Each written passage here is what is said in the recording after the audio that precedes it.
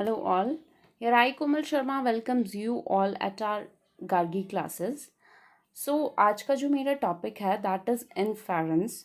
Inference जो कि हमारा गिवन टॉपिक है into the level first of level second of English language second of read. All right, तो अब तक हमने जैसे कि linking device, subject verb concord, subject verb agreement of course.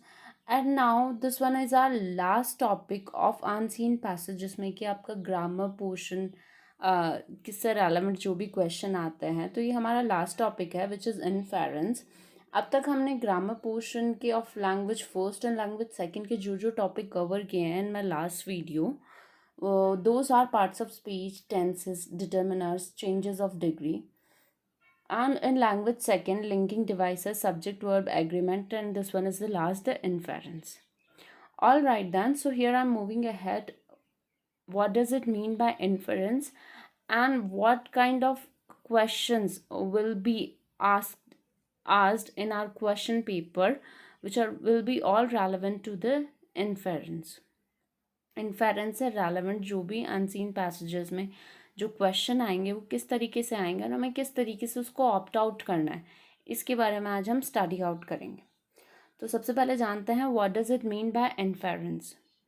Inference is basically it is a conclusion drawn on the basis of given facts. It is also an ability of a reader or listener to read in between the lines. More than one inference can be drawn on the basis of a given fact. Deriving inference in reading requires you to grasp the meaning of a passage without being given all the information. Using clues, the author gives information about the plot, character, setting, and time period. The readers have to take the clues and draw conclusions on the basis of the information given. The inference must be based solely on the passage. So basically inference का मतलब होता है किसी भी कोई जहाँ हमें passage दिया जाता है उसमें कुछ फैक्ट्स गिवन होते हैं, उन्हीं फैक्ट्स के बेसिस पे हमें कंक्लूजन उसमें से एक्सट्रैक्ट करना होता है. And it is also an ability to a reader और listener to read in between the lines, और लाइन्स के बीच में से हमें या उस पैसेज को प्रॉपर रीड आउट करके उसको स्टडी आउट करके उन फैक्ट्स को अच्छे से ग्रेस्प करके उसके बाद में से उसमें से कंक्लूजन हमें डिराइव करना है. More than one inference can be drawn on the basis of a given fact. किसी भी फैक्ट के बेसिस पे हम एक से ज़्यादा कंक्लूजन्स डिराइव कर सकते हैं, निकाल सकते हैं. Deriving inference and reading requires you to grasp the meaning of the passage. और जब भी हम किसी पैसेज का इन्फेरेंस या कंक्लूजन डिराइव करते हैं तो उससे पहले हमें क्या करना, उस पैसेज का मीनिंग ग्रेस्प करना ज़रूरी होता है. और कंक्लूजन निकालना ही यही होता है कि हम उस पैसेज का प्रॉपर मीनिंग को पहले सबसे पहले ग्रेस्प करें, जहाँ पे ना कोई इन्फॉर्मेशन आपको दी जाती है और शायद कुछ क्लूज दिए जाते हैं बाय दी ऑथर्स. प्लॉट्स होता है, कैरेक्टर होता है, सेटिंग एंड टाइम पीरियड, सारी इन्फॉर्मेशन और क्लूज आपको प्रोवाइडेड होती है, पर प्रॉपर इन्फॉर्मेशन प्रोवाइडेड नहीं होती है उस पैसेज में. आपको वो पूरा पैसेज स्टडी आउट करके उसमें से कंक्लूजन डिराइव करना होता है. बेसिकली ऐसे टॉपिक्स हमें रीजनिंग में देखने को मिलते हैं जहाँ पे दो फैक्ट्स दिए होते हैं, उन्हीं फैक्ट्स के बेसिस पे हमें कंक्लूजन डिराइव करना होता है. कंक्लूजन एक भी हो सकता है और एक से ज़्यादा भी हो सकता है. The readers have to take the clues and draw conclusion on the basis of the information given. और उसी इंफॉर्मेशन जो हमारे सामने दी हुई होती है उस अनसीन पैसेज में, उसी के बेसिस पे हमें वो कंक्लूजन डिराइव करना है या इन्फेरेंस डिराइव करना होता है. The inferences must be based solely on the passage. पर वो जो इन्फेरेंस या कंक्लूजन होता है वो ओनली उस पैसेज पे बेस्ड होना चाहिए. This is quite important. All right then, so अब इस तरीके की जो इन्फेरेंसेस हमारे क्वेश्चन पेपर में आएंगे उनको किस तरीके से हमें अटैम्प्ट करना है, उसकी कुछ स्ट्रैटेजीज है. 4 to 5 पॉइंट्स मैंने यहाँ पे डाले. सबसे पहले आपको क्या करना है, टेकल द पैसेज. सबसे पहले जब भी आपके सामने कोई भी क्वेश्चन आए रिगार्डिंग अनसीन पैसेज, मैं सिर्फ इन्फेरेंस की बात नहीं कर रही हूँ, रिलेटेड टू एनी टॉपिक, कोई भी क्वेश्चन आता है उस अनसीन पैसेज में से, तो सबसे पहले आपको उस पैसेज को बहुत अच्छे से रीड आउट करना है. टैकल द पैसेज प्रॉपरली, उस पैसेज को प्रॉपरली रीड आउट करो, और जो हमारे पास जो फैक्ट्स दिए हुए हैं जिनके बेसिस पे हमें क्वेश्चन डिराइव करना है, कंक्लूजन डिराइव करना है, उसके उस पॉइंट ऑफ व्यू से हमें उस पैसेज को अच्छे से स्टडी आउट करना है, रिहर्स करनी है, उन्हीं वर्ड्स को अपने माइंड में रिपीट करना है कि उन्हीं से रेलेवेंट आप कंक्लूजन्स पे जा सकें इनटू द पैसेज। चॉइसेस आपके पास होनी चाहिए, रॉन्ग चॉइसेस, राइट चॉइसेस भी आपके पास होनी चाहिए। अगर ऑप्शन में आपके पास 4 चॉइसेस हैं, that you have to opt out one among the 4, तो आपको एक में से 3 चॉइसेस या 2 राइट एंड 2 रॉन्ग चॉइसेस आपके सामने होनी चाहिए। आपको रॉन्ग चॉइस का पता होना चाहिए कि एटलीस्ट आप 4 में से 2 को तो उनमें से एलिमिनेट कर पाएँ, कि ये 2 तो एटलीस्ट आपके सामने बिल्कुल गलत है, और 2 में आपको कन्फ्यूजन है, तो वो आपको पैसेज को अच्छे से पढ़ के उन चीज़ को रिहर्स आउट करके इन योर माइंड आप उस चीज़ को अच्छे से टैकल आउट कर सकते हो। ऑलराइट, और जैसे ही आपके सामने choices of your wrongs and right, आप उन ऑप्शंस को एलिमिनेट कर दो फ्रॉम योर चॉइसेस, राइट। तो इस तरीके से आपको पैसेज अच्छे से पढ़ना है। जो भी आपके पास सामने फैक्ट्स दिए हुए हैं जिनके बेसिस पे आपको कंक्लूजन निकालना है, उनको अपने माइंड में रखते हुए पैसेज को अच्छे से रिहर्स करना, उसको अच्छे से रीड आउट करना है। चॉइसेस आपके माइंड में होनी चाहिए कि ये गलत है या ये सही है। उसके बाद में आप उसको एलिमिनेट कर देना है, जो रॉन्ग चॉइसेस, जो राइट चॉइसेस, वो आपके ऑप्शन में होनी चाहिए। तो इस तरीके से क्या होगा, आपके क्वेश्चन या इस तरीके जो इन्फेरेंस रिलेटेड जो क्वेश्चंस होते हैं उनको सॉर्ट आउट करना आपके लिए ईजीएस्ट होगा। किसी भी तरीके का कोई भी क्वेश्चन वन सीन पैसेज में आपका सबसे पहला और फॉरमोस्ट जो स्ट्रैटेजी होना चाहिए वो होना चाहिए रीड द पैराग्राफ केयरफुली। उस पैराग्राफ को प्रॉपर तरीके से रीड आउट करो, क्वेश्चन ढंग से पढ़ो, उसके बाद में उसको रीड आउट करोगे तो शायद वो पॉइंट ऑफ व्यू आपके माइंड में होगा। आप उस चीज़ को माइंड में रिहर्स करते चलेंगे, फिर रीड आउट करेंगे, तो it will be better for you to opt out the right choice. और राइट रॉन्ग चॉइसेस को आप पहले ही एलिमिनेट कर दो, ताकि ये तो आपके माइंड में होना चाहिए कि तो बिल्कुल नहीं है पैसेज में। ऑल राइट देन, तो मैंने यहाँ पे एक एग्जाम्पल दिया है जिसके थ्रू मैं आपको समझाने की कोशिश करूँगी कि किस तरीके के क्वेश्चंस आपसे पूछे जा सकते हैं into the examination. Okay then, so here we have a passage. We have to first read it out carefully. All right.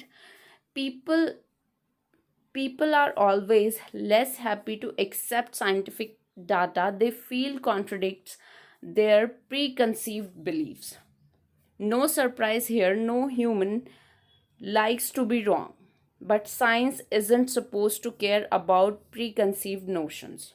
Science, at least good science, tells us about the world as it is and not as some wish it to be.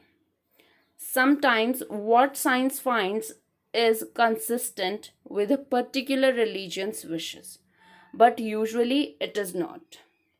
So here we have the passage. तो आपको इसको बहुत अच्छे से पढ़ना है। सबसे पहले अपने दिमाग में ये आना चाहिए that this passage is related to science. Science से रिलेटेड है, लेकिन कुछ लोगों का प्री कंसीव्ड एक मेंटालिटी होती है और सम पीपल आर बायस्ड कि अगर हम साइंस को अडेप्ट कर लेते हैं, जो भी हमारे प्री कंसीव्ड आइडियाज़ या बिलीव्स है वो उन पे अफेक्ट होगा, वो उन बिलीव्स को अफेक्ट करेगी। ऑल राइट, एंड कोई भी ह्यूमन बीइंग ऑब्वियसली रॉन्ग नहीं होना चाहता, बट साइंस कभी भी ये सपोज नहीं करती, science isn't supposed to care about preconceived notion. Science कभी भी preconceived notion की तरफ अट्रैक्ट नहीं होती है। Science, at least good science, tells us about the world as it is. Science हमें जो वर्ल्ड जैसा है हमें उसके बारे में वैसा ही बताती है, इसके कोई भी preconceived beliefs नहीं है। and not as some wish it to be. Sometimes what science finds is consistent with a particular religious belief, but usually it is not. So this is all about our paragraph. अब इसमें से किस तरीके के questions extract हो सकते हैं related to our topic inference. Okay then. So here we have the question, what can be inferred? What can be inferred about good science? अब इसमें दिया गया हमारे पास क्वेश्चन कि what can be inferred, what can be concluded about good science. इस paragraph के accordingly good science क्या है वो हमें इस पे से एक्सट्रैक्ट करना है कंक्लूजन। फैक्ट्स हमारे पास दे रखे हैं पैराग्राफ में, आपको पैराग्राफ बहुत अच्छे से रीड करना है। दिमाग में आपके ये क्वेश्चन होना चाहिए गुड साइंस क्या है, उसके पॉइंट ऑफ व्यू से आप रीड आउट करें। उसके बाद में आप कंक्लूजन्स की तरफ प्रोसीड करें। तो हमारे पास 4 ऑप्शंस हैं। अब सबसे पहले हम क्या करेंगे, इन चारों ऑप्शंस में से जो 2 बिल्कुल गलत हैं उनको हम एलिमिनेट कर देंगे। हमारे पास चॉइसेस 4 हैं, पर उनमें से 2 को हमें एलिमिनेट करना है, क्योंकि 2 में हमेशा कन्फ्यूजन होता है। 2 are always wrong among 4. All right then. So first option is a good science is well received by the educated people.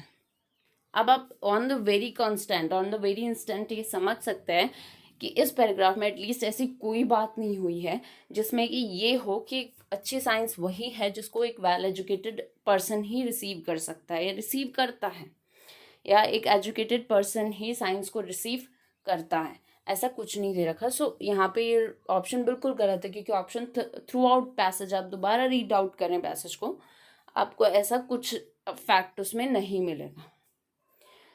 Second question, a good science is based on concrete results obtained through testing the hypothesis. अब इसको हम थोड़ा side में रख सकते हैं, क्योंकि हाँ थोड़ा बहुत हमें एक क्लू मिल रहा है यहाँ पे कि एक गुड साइंस बेस्ड अप होती है on concrete results obtain through the testing the hypothesis, कि जो टेस्टिंग हाइपोथेसिस होती है उसके थ्रू हम लोग एक गुड साइंस को एक्सट्रैक्ट कर सकते हैं। ठीक है, तो इसको हम थोड़ा साइड में रख सकते हैं। थर्ड हमारे पास ऑप्शन है a good science and religion are same. A good science and religion का हमारे पास एक टॉपिक आया था यहाँ पे, तो इसको भी हम थोड़ा साइड में रखते हैं। फोर्थ ऑप्शन है good science will always prove the general populace wrong.